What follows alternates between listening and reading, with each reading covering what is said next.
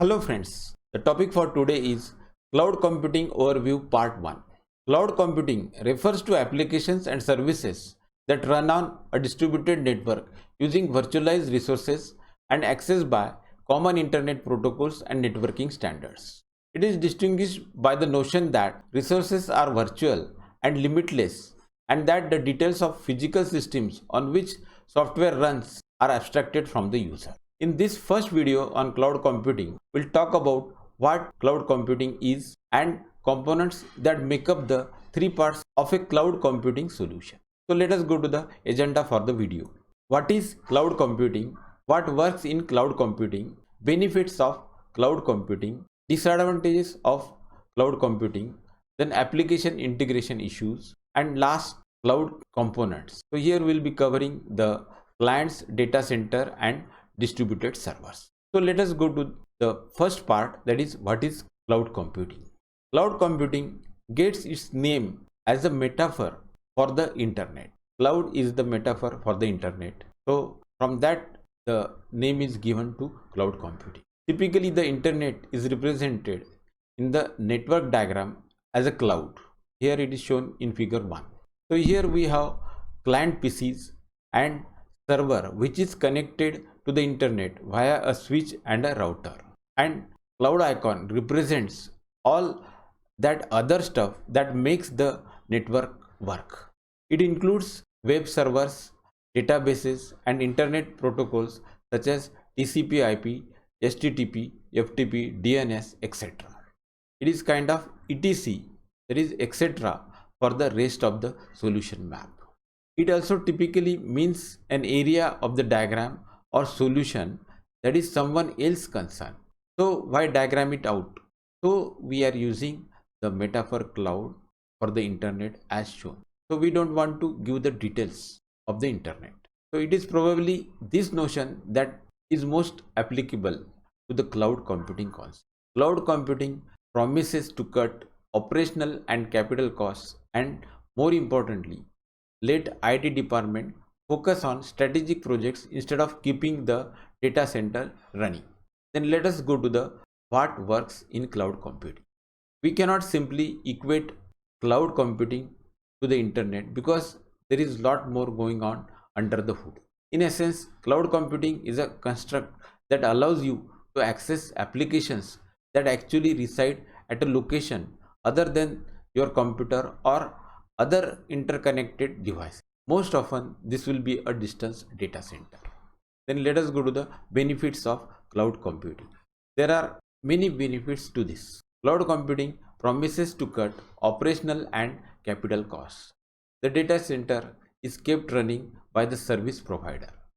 The beauty of cloud computing is that another company hosts your application as shown in figure 2.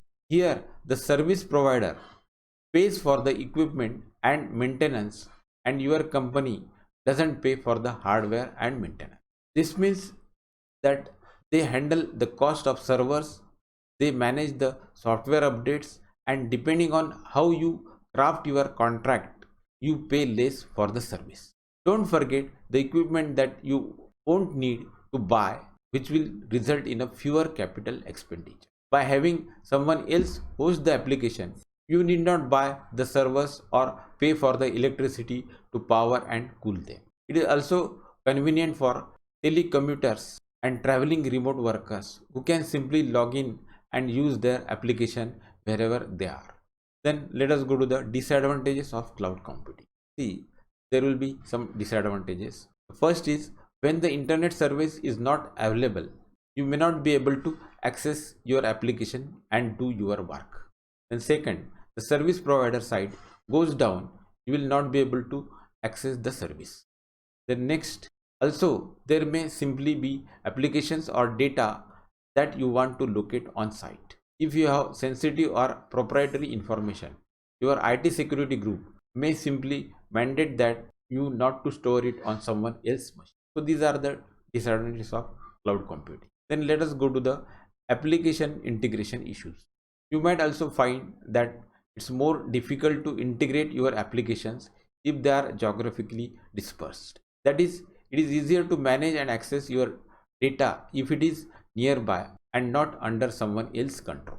For instance, if you need two applications to exchange information, it is easier to do if they both reside in the same place. If you have one application in-house and it has to contact another application on the cloud, it becomes far more complicated and more prone to failure. Then let us go to the cloud components.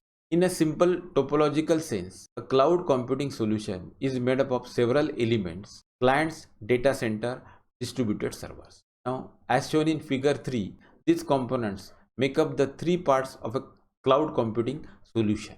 Here, the client computers, distributed servers, and data center is connected through internet. Each element has a purpose and plays a specific role in delivering a functional cloud-based application. Then let us go to the clients. Clients are, in a cloud computing architecture, the exact same thing that they are in a plain old everyday local area network or LAN. They are typically the computers that just sit on your desk, but they might also be laptops, tablet computers, mobile phones, or PDAs, that is personal digital assistants, all big drivers for the cloud computing because of their mobility. Anyway, clients are the devices that the end user interact with to manage their information on the cloud. Then let us go to the types of clients. Clients generally fall into three categories: mobile, thin, and thick. So let us go to the mobile clients. Mobile devices includes PDAs or smartphones like a BlackBerry, Windows Mobile smartphone, or an iPhone. Then thin clients are computers that do not have internal hard drive but rather let the servers do all the work but then display the information. Then the thick clients. This type of client is a regular computer using a web browser like Firefox or Internet Explorer to connect to the cloud. Then let us go to the benefits of thin clients. Thin clients are becoming an increasingly popular solution because of their price and effect on the environment. Some benefits to using thin clients include: first is lower hardware cost. Thin clients are cheaper than thick clients because they do not contain as much hardware. They also last longer before they need to be upgraded or become obsolete. Then next is lower IT cost. Thin clients are managed at the server and there are few points of failure. Then security. Since the processing takes place on the server and there is no hard disk, there is less chance of malware invading the device. Also, since thin clients don't work without a server, there is chance of them being physically stolen. Then next is data security. This data is stored on the server. There is less chance for the data to be lost if the client computer crashes or is stolen. Then next, less power consumption. Thin clients consume less power than thick clients. This means you will pay less to power them and you will also pay less to air condition the office. The next advantage, ease of repair or replacement. If a thin client dies, it is easy to replace. The box is simply swapped out and the user desktop returns exactly as it was before the failure. Then last, less noise. Without a spinning hard drive, less heat is generated and quieter fans can be used on the thin client. Then let us go to the data center. The data center is the collection of servers where the application to which you subscribe is housed. It could be a large room in the basement of your building or a room full of servers on the other side of the world that you access via the internet. A growing trend in IT world is virtualizing servers. That is, software can be installed allowing multiple instances of virtual servers to be used. In this way, you can have half a dozen virtual servers running on one physical server. Then let us go to the distributed servers.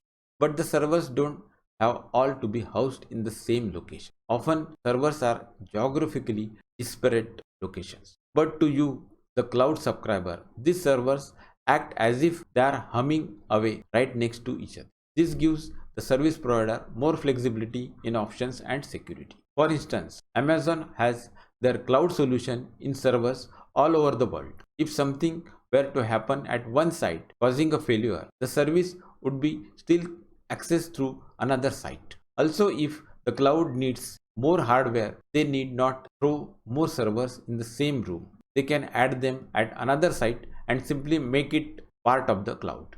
With this, we come to the end of this video. In the next video on overview of cloud computing part 2, I will discuss about infrastructure and services offered by cloud computing.